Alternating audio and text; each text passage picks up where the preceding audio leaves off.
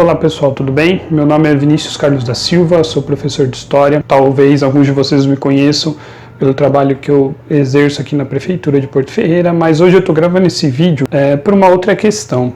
Eu e a Teia Camargo, nós temos uma parceria junto com outros pensadores, outros profissionais de várias áreas, mas todos ligados à cultura e à educação, de trabalhar pelo melhoramento da nossa região. E grande parte desse trabalho, como nós não podemos nos deslocar fisicamente todo o tempo, antes do corona e agora mais ainda, e sendo responsável porque esse momento é um momento de salvar vidas, nós acabamos adotando esse modelo online. Nesse período, várias pessoas dedicaram parte dos seus vídeos a comentar um pouquinho, ressaltando a sua área e falando sobre a questão do coronavírus, sobre a questão da economia nesse período, sobre a questão da importância de ficar em casa, outros vídeos virão e etc. Eu tinha programado e eu já estava conversando com a Teia sobre um vídeo nessa questão das epidemias, né? Epidemias na história. Esse vídeo vai vir, calma. Vi ontem sobre um apresentador que gravou, estava ao vivo, parece. Ele falou sobre criar algo que era muito parecido com um campo de concentração.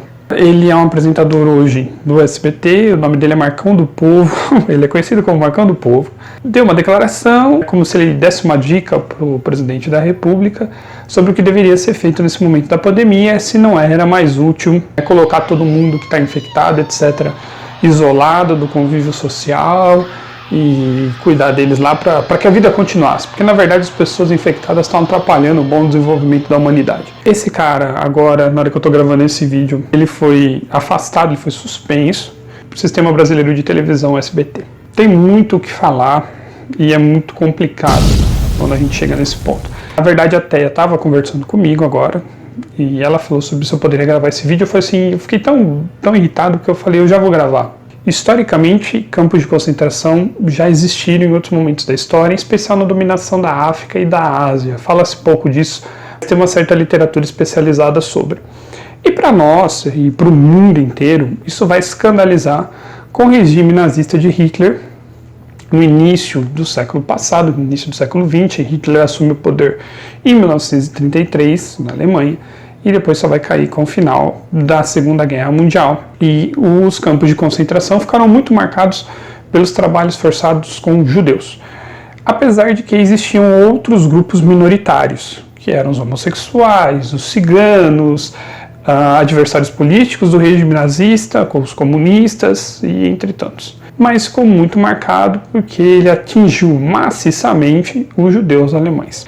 Todos nós sabemos que aquilo foi algo horrível. A palavra holocausto, que antes era só usada na Bíblia, no Antigo Testamento, foi ressuscitada para se falar desse período. E ficou marcado que não deveria acontecer algo naquele sentido.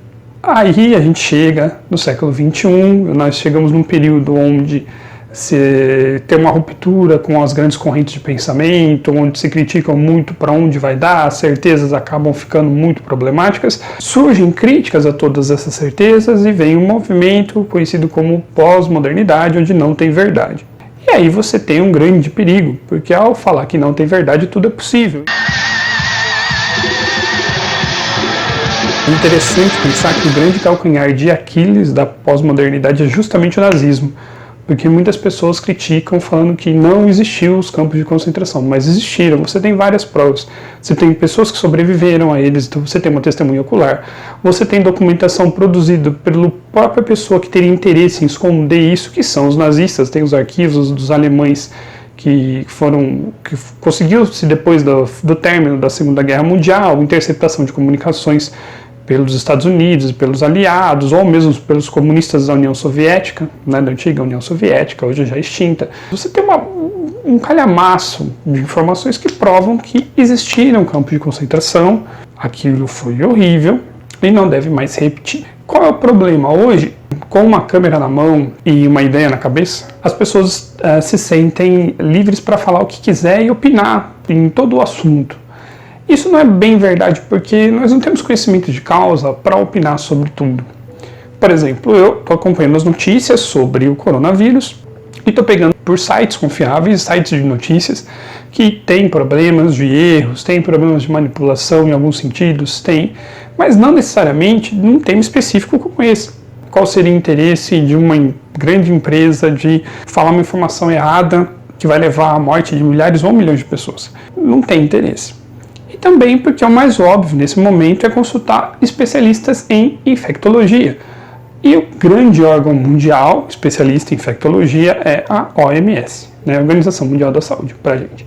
São poucos países negando isso, né, começo de abril. E a gente tem que ponderar que se os infectologistas do mundo, se países que relutaram em tomar decisões como o isolamento social, horizontal, todo mundo tem que ficar em casa, o máximo de pessoas possíveis, pagaram um preço muito alto, como a Itália pagou um preço muito alto, como os Estados Unidos estão pagando, infelizmente, e o preço aqui são vidas. Isso a gente nunca pode deixar de ter em mente. Quando esse apresentador, Marcão do Povo, que eu confesso que eu nunca tinha ouvido falar dele, e que quando eu fiquei sabendo da notícia do campo de concentração, eu fui ler um pouco, saber quem era esse cara, o que ele falava, e descobri que ele tem um programa sensacionalista, daqueles que se aproveitam de diversas coisas para ter audiência, e ele já tinha sido mandado embora de uma outra emissora por ter feito um comentário racista, e o SBT pegou ele. Hoje em dia, nós estamos numa época onde tudo está conectado. Algumas pessoas relutam em entender que não é todo mundo que necessita ter opinião sobre tudo, e que é extremamente saudável e, aliás, é muito inteligente a gente assumir que em determinado conteúdo nós não dominamos. É impossível dominar tudo num mundo extremamente complexo como o nosso. Vou dar um exemplo da minha área. Muita gente faz vídeos sobre assuntos que são da humanas sem necessariamente ter um conhecimento um pouco mais aprofundado. Não que só porque alguém fez uma faculdade ou só porque alguém tem um pós-doc, ele tem pleno conhecimento de tudo. Concordemos que quem tem mais conhecimento é aquela pessoa que nunca leu um livro e quer opinar sobre o nazismo, ou que conhece o que ela viu de filmes e o capital cultural dela gira em torno disso, ou alguém que fez uma faculdade, que leu pelo menos alguns livros sobre o tema, que discutiu aquele tema, que se interessou por aquilo. Quem tem mais propriedade para dar um argumento com mais embasamento? Porque é essa questão que está aqui. É basicamente aquela coisa do filme. Se você vê um filme e fala assim, gostei, ele é bom? Não é necessariamente assim, porque ser bom é ter alguns critérios para ele ser bom. Se ele funcionou ou não para você, isso não é o papel, por exemplo, do crítico analisar. Tudo bem. O crítico vai analisar, bom, ele tem uma boa configuração de cena, ele tem um bom roteiro, ele tem uma boa história, os atores interpretam bem. Você não pode ter um filme de atores que interpretam mal e o filme é bom. Não é? Enfim, eu não conhecia esse jornalista. Eu optei há algum tempo já, não acompanho muito televisão, praticamente nada. Minha TV ficou quebrada há anos em casa. E eu vejo muito sobre notícias. Os sites que eu confio, o site que eu confio mesmo, que eu gosto, eu sou assinante desse site, é o Nexo Jornal. Em vários momentos, o Nexo Jornal dá pontos de vista diversos. Então, ele coloca 3 pessoas falando sobre o mesmo tema, divergindo. Então, isso é muito interessante. Porque essa ideia de que política, religião, futebol não se discute é extremamente errada. Porque, na verdade, discutir é você debater. E você tem pontos de vista diferentes. E é interessante que você aprenda, através do diálogo, a conviver com o outro. E se a gente parar para ver, essa coisa do nazismo tem surgido com muita força na nossa sociedade. Tem se falado muito em nazismo, tem se diminuído a gravidade do que foi aquilo, tem se relativizado qual grupo político estava em torno do nazismo e coisas nesse sentido. Isso é muito perigoso. À medida que você vai relativizando alguma coisa, você vai enfraquecendo, diminuindo em especial a gravidade daquilo.